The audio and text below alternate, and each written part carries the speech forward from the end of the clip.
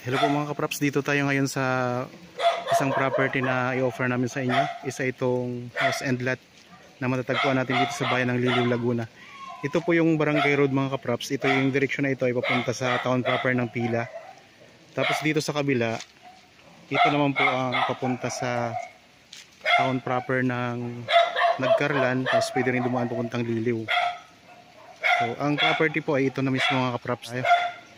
Bali ang sukat nito ay 1,633 square meters. Ito ay titulado. Tapos ito yung bahay na sakop mga kapraps. Meron itong bakod na mga ano yung ito mga kapraps ng bakod nyo.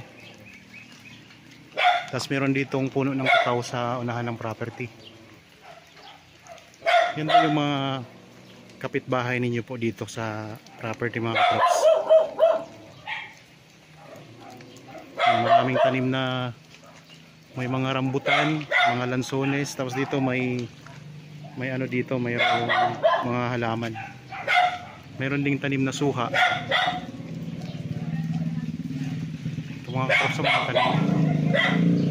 So, isa siyang farmhouse mga kapraps. Tapos dito may bakod na kayo. Yero. So 1,633 square meters. Ayan, hanggang ganun po siya, diretso doon.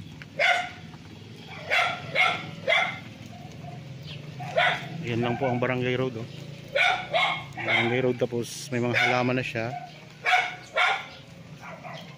Ito yung bahay na sakop ng property.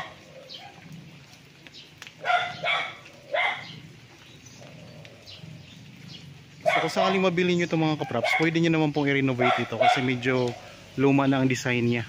Ayan mga kapraps. Ayan, ikutin natin to. Ang distansya nito sa town proper ng Pila, kasi malapit to sa Pila, nasa 10 minutes travel time lang. Mas malapit kasi ito sa Pila mga kapraps, boundary ito ng Pila at saka Liliw. Ayan ito, ang daming mga lansones mga kapraps, oh. So palibot na po siya ng bakod. So dito may bakod na rin ni yero. Ito may puno ng mangga. Yan, may kapitbahay na rin kayo dito. Pero ang space niya mga kapraps, malawak siya. Kaya marami ka pang pwedeng gawin dito. Mayroon din puno ng guyabano. Marami siyang tanim. Mangga, merong rambutan, merong santol, may kakao, may guyabano, mayroong mga papaya. Tapos marami din siyang tanim na lansones. Meron na itong linya ng kuryente at saka tubig mga kapraps. Kaya wala na kayong problema dito sa tubig at kuryente.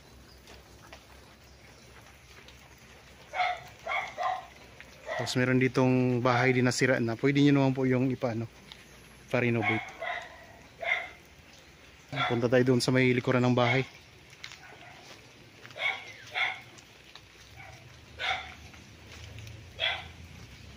Tingnan natin yung mga tanim pa dito. Marami siyang tanim mga kapraps. Farmhouse.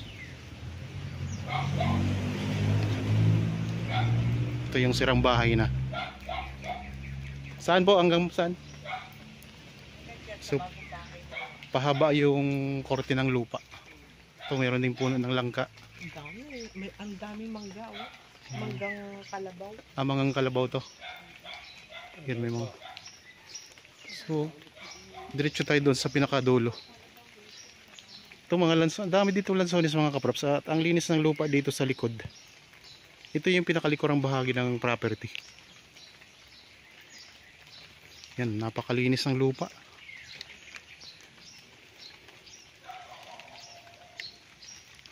Marami pala siyang puno ng mangga mga kapraps. Mga manggang kalabaw ito. So hanggang dito po yung sakop ng property. Yan, itong punong ito. Tapos meron din ditong daanan pala sa may bandang likuran mga kapraps. May daanan dito. Pwede rin pala kayo ditong dumaan. So magiging dalawa ang magiging dadaanan ninyo. So yun, kalsada na rin kasi yung mga kapraps dyan. Kalsada na rin po yan. Barangay Road. Tapos dito, pwede rin kayong dumaan palabas. Ito yung pinaka corner ng property, pinaka dulo. Tapos may kapitbahay din kayo dito mga kaprops. Yan. Napakaraming mga tanim. Ito puno ng santol, malaking puno ng santol. May chiko, may mangga, maraming mangga, tapos mga lansones marami din. Ang korte ng lupa ay parihaba. Rectangle ang korte ng lupa mga kaprops. Tabing-tabi ng kalsada. Pahaba siya mga kaprops. Tapos ito naman yung pinaka-corner ng property. Itong may saging na to. Yan mga kapitbahay, may kapitbahay rin kayo dito. Tapos doon may kapitbahay din kayo. Yan mga puno ng mangga. Magandang property to.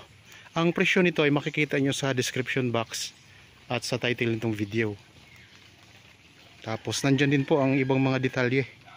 Basahin nyo lang po mga kaprops. Dito lang banda kayo magpapabakod yan. Walang bakod dito eh. Simula dyan. Kasi dyan may barbed wire na. Yung sa kabilang property, mayroon na siyang bakod ng barbed wire. Kaya nasasakop na rin po kayo yan. Dyan, simula dyan hanggang dito, wala siyang bakod. Kaya yan ang pababakuran nyo. Tapos dito sa may pinakalikuran, wala pa rin po yung bakod. Ayan mga props, walang mga bakod dito. So ang bakod magsisimula doon sa mayero na yun. Yun yung bakod niya. So dito kayo magpapabakod. Pero kung gusto nyo palitan naman yung bakod na yero, kasi para pansamantala lang naman yun, pwede naman po. Ulitin ko lang mga kaprops, ang sukat nito ay 1,633 square meters. Ito ay titulado. Isang farmhouse.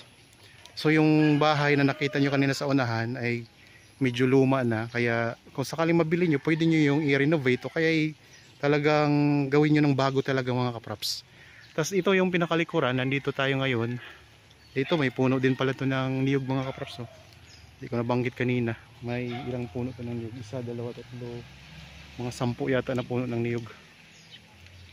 So, ito mga lansones. Maraming lansones dito sa pinakalikurang bahagi ng property. Tapos ito naman yung isang bahay na to. Yan ay tatanggalin na talaga yan. Sisirain na yan.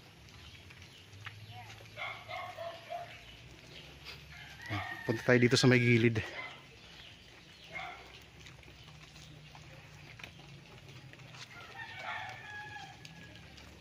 Yan, ito yung pinaka gilid na bahagi naman ng property mga kaprops. Ito yung tinuro ko kanina na magpapabakod kayo simula dito papunta doon. Kasi yan yung pansamantalang bakod niya.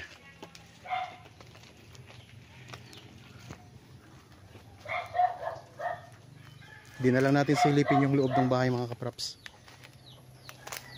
Yan, ito may puno ng mangga dito. Natumba na nga lang siya mga kaprops. Oh. Pero siya ay namumunga pa yan mga kaprops. Tapos marami ding lansones dito. Pwede kayong tumawag sa amin kung gusto nyong malaman yung iba pang detalye na hindi ko nabanggit dito sa vlog natin. Yan, puno ng langka. Patag po ang lupa mga kaprops. Pantay kaya walang kahirap-hirap dito.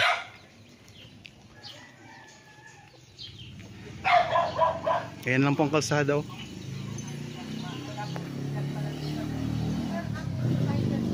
Bahay niya.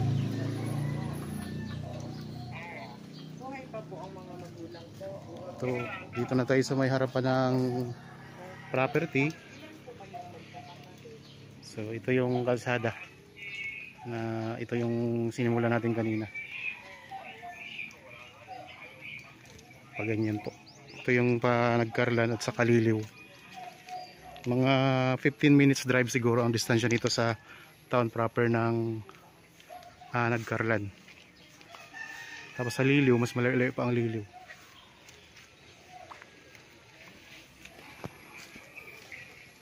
Ito yung pinakaharapan ng bahay mga kaprops.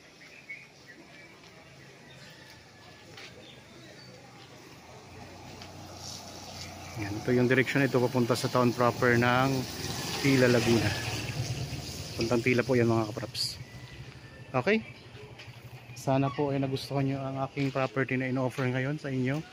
Para po sa mga bago pa lang sa aking channel at napadaan lamang po sa aking channel, huwag nyo pong kalimutang mag-subscribe At pindutin na rin po ang notification bell para maging updated kayo sa mga bagong property na i-offer namin.